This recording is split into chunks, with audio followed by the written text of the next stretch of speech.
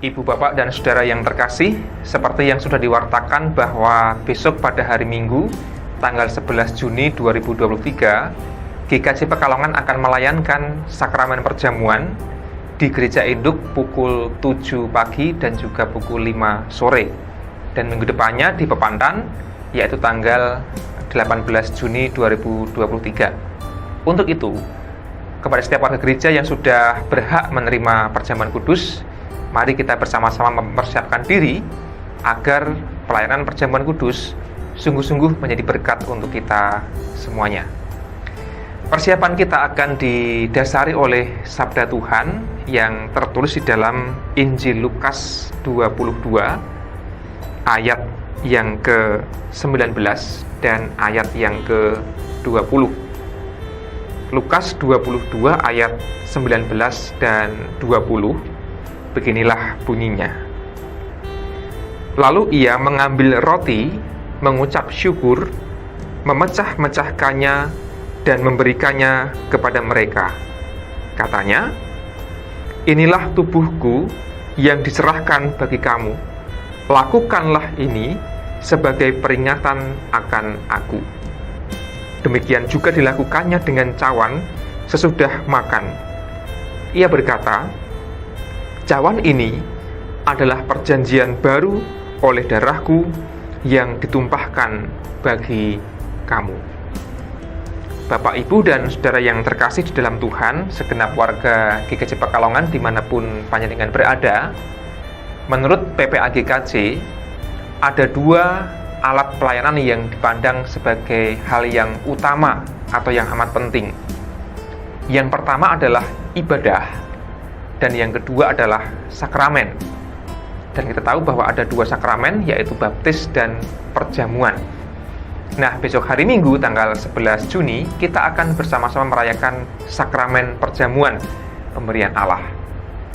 Maka kita diingatkan bahwa sakramen adalah alat pelayanan yang utama, yang amat penting dalam kehidupan GKJ. Betapa pentingnya sakramen perjamuan itu digambarkan misalnya ketika banyak gereja menganggap perjamuan kudus itu sesuatu yang sinengker, yang disengker, artinya yang dikhususkan atau yang diistimewakan. Roti yang kita makan kelak bukanlah roti biasa, tetapi roti ingkang sampun sinengker. Anggur juga bukan anggur biasa, melainkan anggur yang sudah disengker, dikhususkan, dan diistimewakan. Banyak orang di banyak gereja juga kemudian punya tradisi kalau bujono itu menggunakan pakaian yang lebih rapi atau lebih sopan misalnya.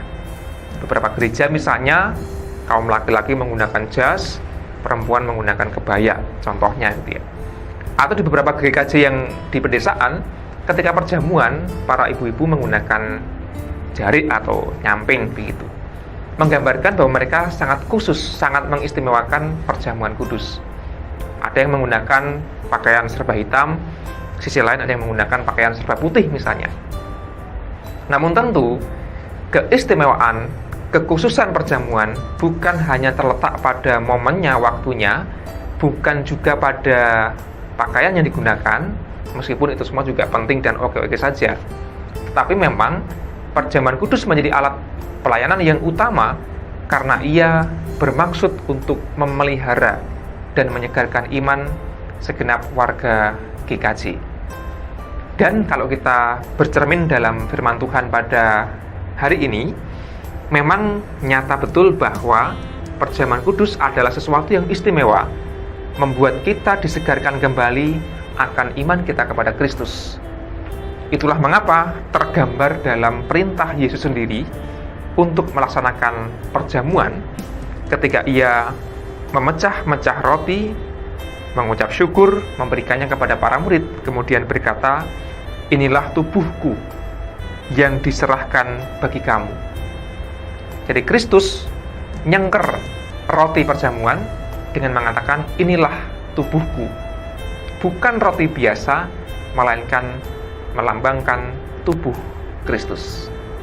Tidak hanya itu, Yesus melanjutkan, "Lakukanlah ini atau perbuatlah ini sebagai peringatan akan aku." Yesus memberi perintah agar para muridnya melakukan ritus memecah roti dan juga menuang anggur itu sebagai alat untuk mengingat Kristus. Maka gereja melaksanakan perjamuan juga atas perintah Tuhan Yesus, dan yang kedua dalam rangka mengingat dan mengenang Kristus dalam segala karya penyelamatannya. Dan tentu yang namanya mengingat Kristus bukan hanya mengingat secara memori peristiwa ketika Yesus disalibkan di Golgota, tapi mengingat dalam sebuah istilah liturgis dikenal dengan istilah mimesis atau anamnesis, yang artinya adalah pengenangan kembali. Juga ada unsur meniru apa yang diperbuat oleh yang dikenang itu. Maka jikalau kita mengingat perjamuan kudus, Yesus memecah-mecah roti dan menuang anggur, ia sedang mengorbankan tubuhnya dan mengorbankan darahnya. Kita mengingat peristiwa itu, satu sisi, namun yang kedua, kita didorong, diajak untuk juga memecah-mecah hidup kita, membagi-bagikan hidup kita, artinya membagi-bagikan berkat yang Allah terima kepada orang-orang di sekitar kita. Perjamuan kudus adalah momen di mana kita diingatkan untuk juga mau berbagi hidup bagi sesama kita, berbagi berkat bagi siapapun yang kita temui. Maka, mengenang Kristus bukan hanya dalam tendensi egois, aku sudah diselamatkan melalui tubuh dan darahnya, namun juga sekaligus panggilan kita untuk memiliki sikap peduli, bela rasa kepada orang-orang lain. Aku juga mau membagi-bagikan hidupku kepada kepentingan dan kebutuhan banyak orang. Itulah mengapa perjamuan dilaksanakan secara bersama-sama, menggambarkan bahwa ada unsur komunal, kebersamaan, dan saling berbagi hidup. Semoga kita dimampukan oleh Allah untuk merayakan perjamuan bukan hanya untuk kepentingan kita sendiri, melainkan mengingat kita pun dipanggil untuk memperhatikan kepentingan banyak orang.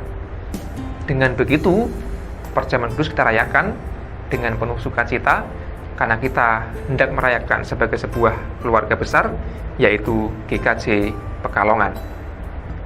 Maka, sebelum kita menerima roti dan anggur perjamuan, marilah kita bertanya kepada diri kita masing-masing. Minimal ada 2 pertanyaan yang perlu kita refleksikan berangkat dari firman Tuhan pada hari ini, Bapak Ibu dan Saudara terkasih. Yang pertama adalah, apakah kita menghayati bahwa roti anggur dalam perjamuan mengingatkan kita pada karya penyelamatan Allah melalui Kristus yang tubuh dan darahnya dikorbankan, dicurahkan untuk menebus kita.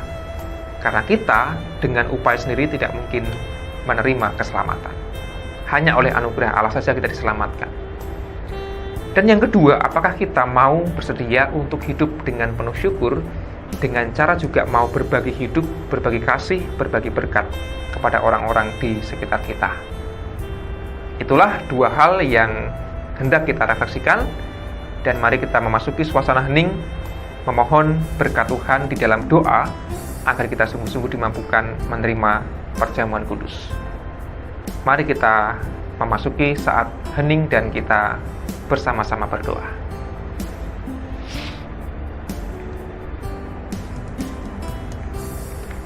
Ya Allah, kami sungguh bersyukur karena beroleh kesempatan untuk kembali merayakan sakramen perjamuan, agar iman kami senantiasa disegarkan dan dipelihara.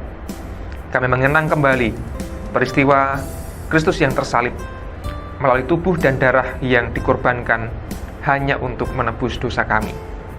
Sungguh Tuhan, kami merasa Engkau kasih dengan luar biasa. Maka mampukan kami tidak hanya mengingat peristiwa itu, namun juga meneladaninya dalam kehidupan kami sehari-hari, agar kami mampu mengasihi, bahkan mampu berkorban bagi sesama kami. Dengan begitu ya Allah, melalui sakramen perjamuan, iman kami akan semakin disegarkan, dikuatkan, dan dipelihara. Dan biarlah kehidupan kami persembahkan hanya untuk memuliakan Tuhan saja. Kiranya Allah senantiasa menyucikan hati dan pikiran kami, agar perjamuan kudus sungguh-sungguh mendatangkan berkat yang berharga bagi kami semua. Kami berdoa di dalam nama Tuhan kami, Yesus Kristus. Amin.